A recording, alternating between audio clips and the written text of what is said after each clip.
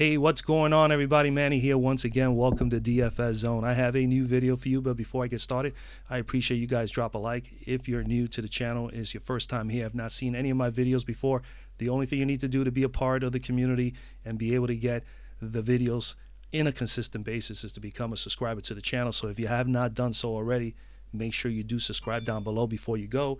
And of course, don't forget to put on your post notifications. This way you don't miss out on any of my new uploads.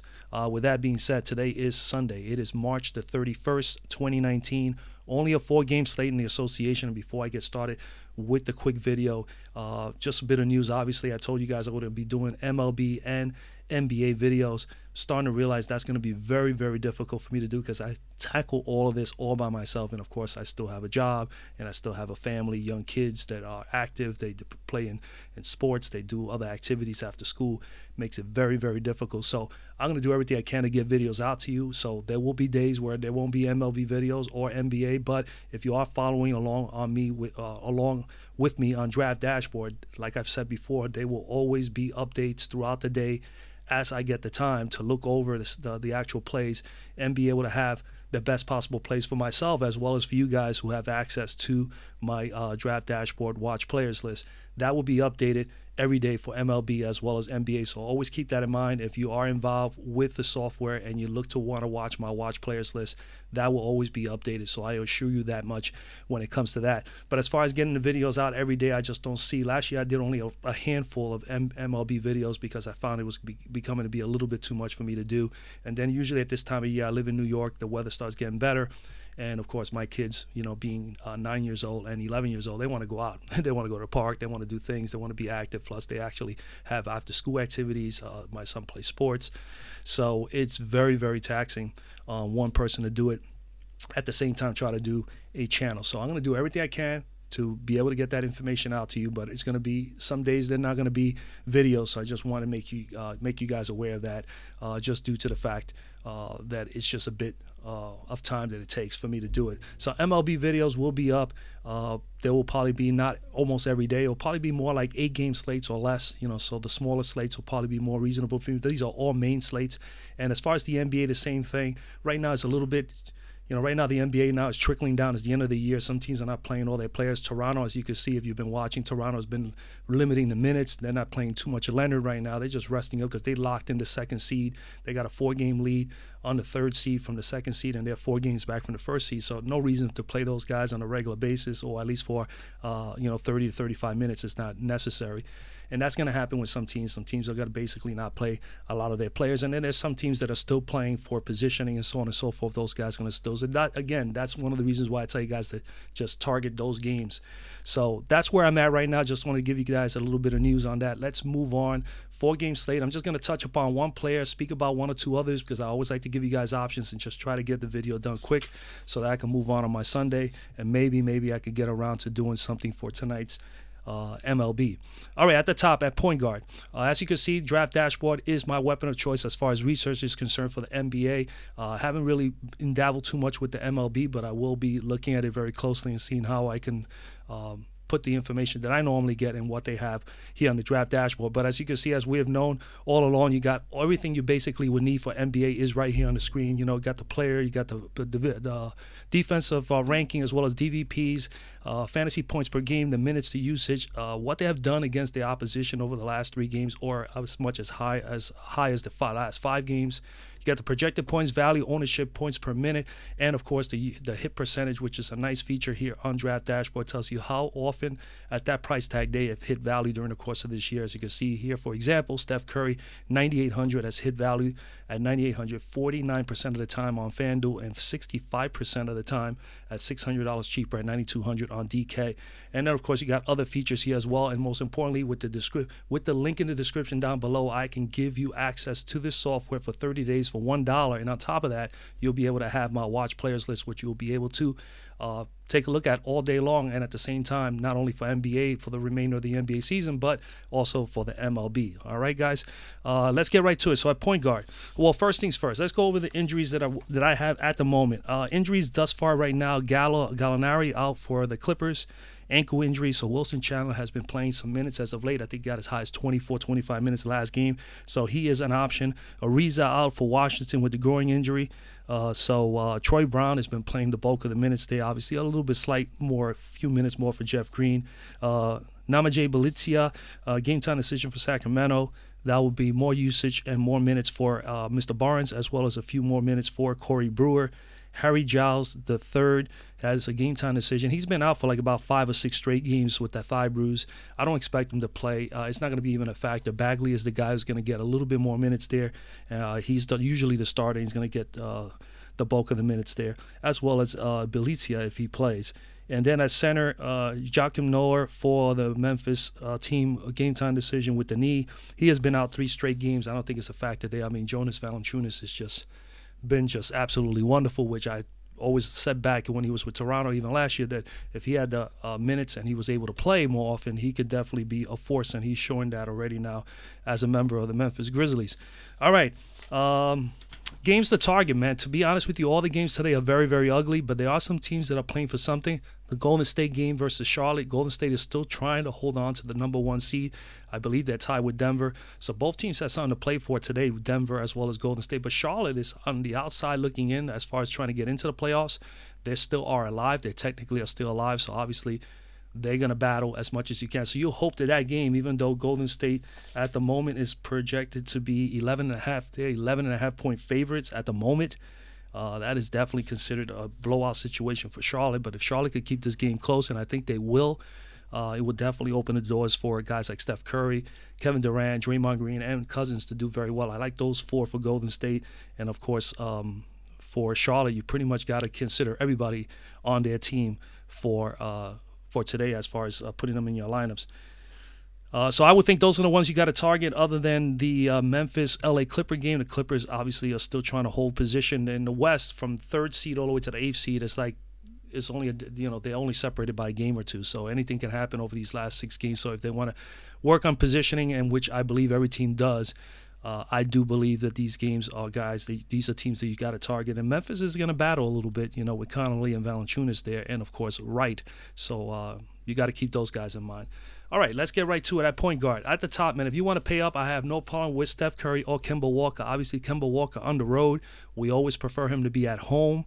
He has, as you can see here, hasn't put up huge numbers against Golden State. Steph Curry, on the other hand, he is at home. This is not a bad matchup for him. We know that Kemba Walker is not the greatest defender. So at $9,800, I'd rather pay $200 more on FanDuel if I wanted to and play some Steph Curry. I will have some exposure to him because he is at home, and it's a meaningful game, important game for Golden State to continue winning. And I think he can get you 50 or better in this matchup today. So he is someone that I would consider, all right?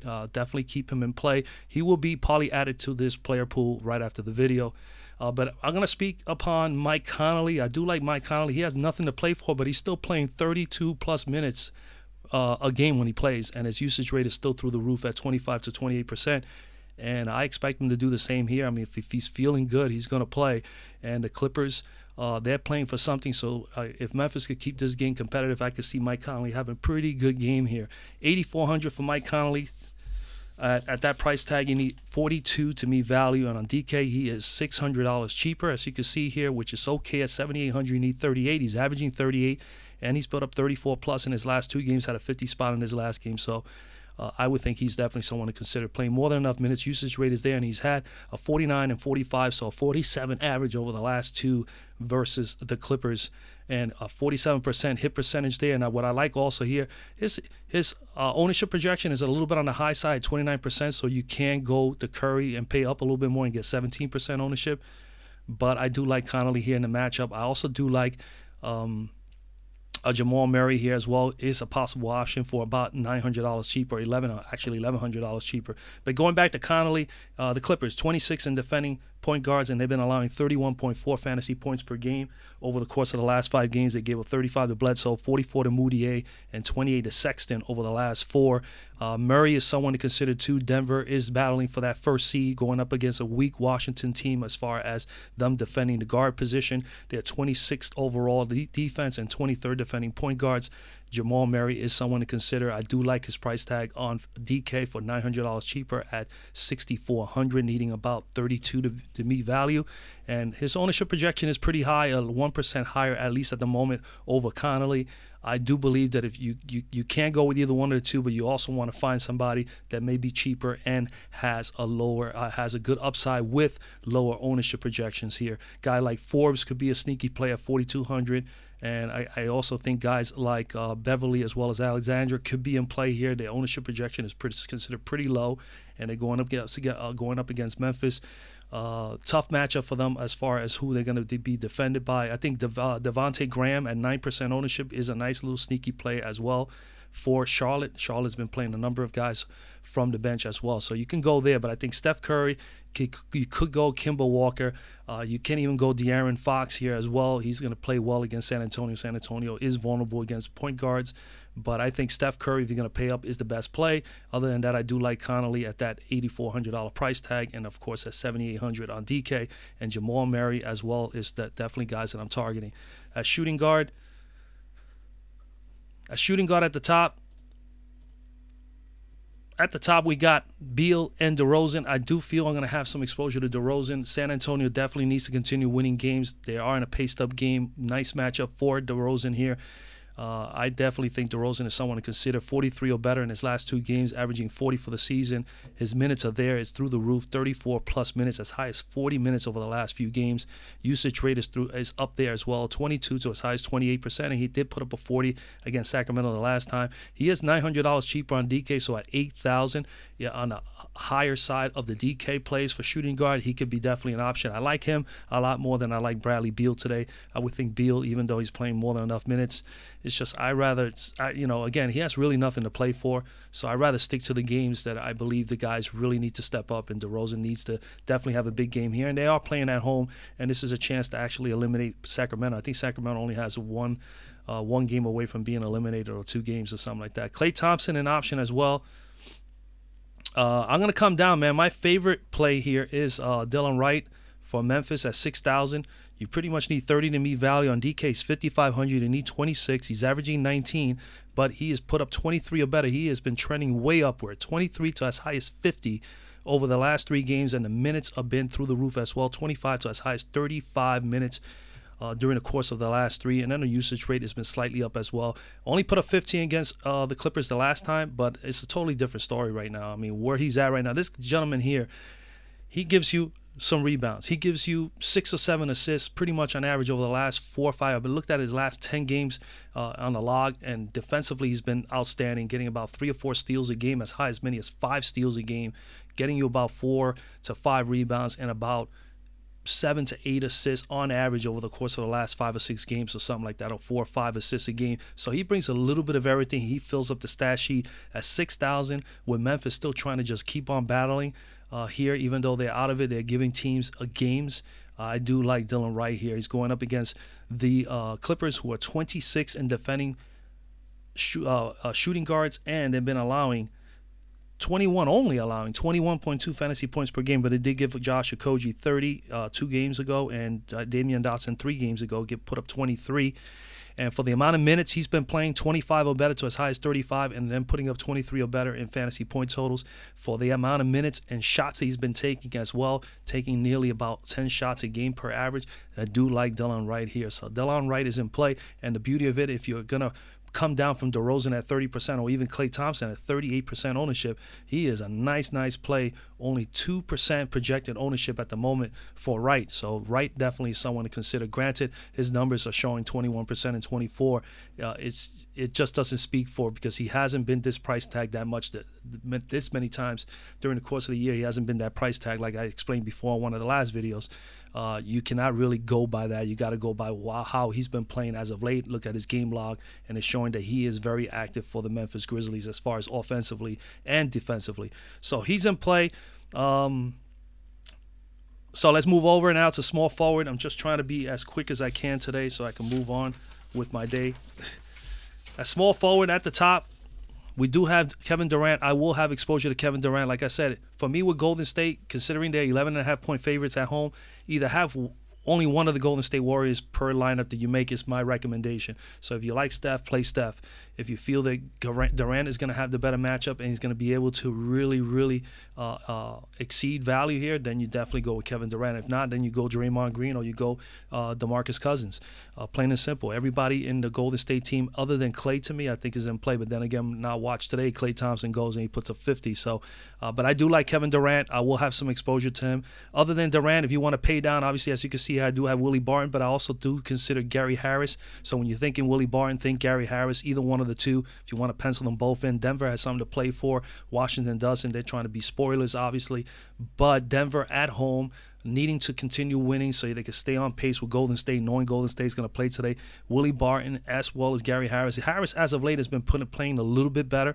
He's playing more minutes on average, as you can see here, 28 to as much as 35 over the last 3. And he's also been putting up 16 to as high as 21 fantasy points. At 4,800 for him, you pretty much need 24. And at 5,100, you only need 25. So 24 to 25, to me, value here on FanDuel is not a bad, it's really very reasonable for these guys. They are more than capable of getting it done, especially if they bury their shots. That's the only problem with them. They're getting 7 to 8, sometimes as much as 10 shots a game. They need to bury 4 or 5 shots, at least shoot 40 or better % from the floor. If they do that, they'll be able to get it done, and they're both capable of getting you a couple of steals. So Willie Barton in a matchup here that I think can do well, as Gary Harris. Take your pick. You could go with either or. If you're looking at hit percentage, Gary Harris 56% of the time at the $4,200 price tag, $4,400 price tag on DK. He has hit value 48% of the time. He's been able to bury the $4,800 price tag, and the same for Barton, 61% at the $4,700 price tag on DK, and 42% of the time at $5,100. So I like the matchup. They're going up against Washington. They're 26 in defending small forwards, and they've been allowing 27.7 fantasy points per game. Engels 38. James put up 52 over the last 4 games. So I do believe that if they bury their shots and they continue to take their 7 to 8 or 9 shots a game, and of course their additional 3 or 4 shots from 3, they will be able to exceed value here. Other than those 2 guys that you can look at, Miles Bridges, as you can see, I highlighted him as well. Bridges, you got to consider here too. He's been a very, very important piece to Charlotte's little run here as of late. As you can see, 30-plus minutes, pretty much 33 to 34 minutes on pace here regularly over the last 3. And then, of course, fantasy point totals. He's been smashing his average of 16.5, 27 to as high as 31 over the last 3. Did only put up 16 against them the last time. I'm not concerned with all of these numbers because this is based way back when he didn't play a whole lot of minutes. It's how he's playing now, and Miles Bridges is definitely an important piece. He is more of a FanDuel play for me because he's 5,500 here. You need about 26, 27 to me value, and we know he's capable of getting it done, and he's $100 cheaper at 5,400 on DK. I don't advise him for DK. I do like Miles Bridges here as an option on FanDuel. Power forward at the top. At the top of power forward, Ulrich is definitely someone to consider going up against Sacramento, against Bagley, at home, game that they need. They want to stay on pace. Could be someone you can go to if you want to pay $9,200. You need about 46 to me value. He's averaging 39. He is $1,100 cheaper on DK, so that DK price does really come out at me.